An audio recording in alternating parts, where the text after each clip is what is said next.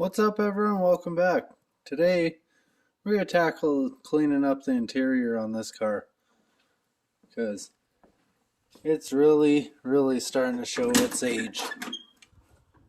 Come on over to the driver's side. It's gone. It's got quite the aroma, and I want to go cruising in it. Well, I might have got a little carried away pulling garbage out because, front seat's gone. Garbage. But this kind of makes it kind of convenient. So now I can just fire the vacuum straight in here, and just treat her like the house. I gotta say, it cleaned up pretty dang good.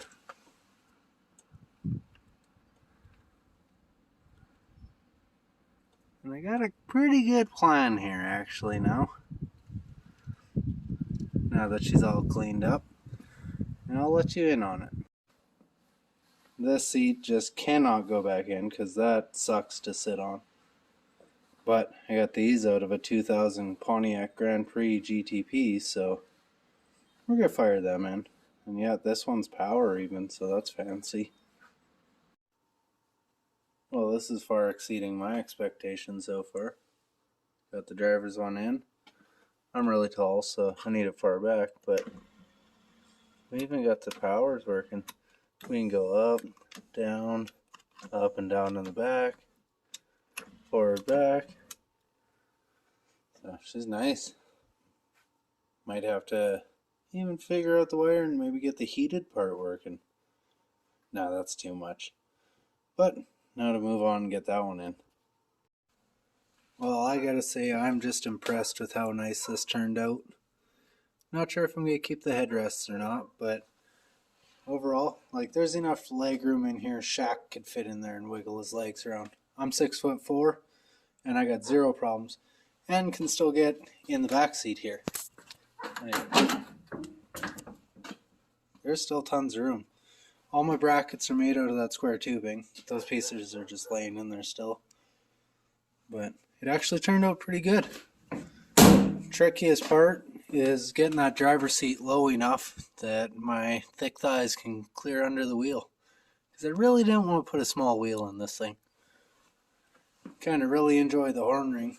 But if you guys know of any center console that might work in here, let me know down below, because that's going to be the next step. I'd like to make it floor shift, and maybe I'll just build something because I want to put gauges and all that stuff in there, but I don't know. Let me know what you guys think.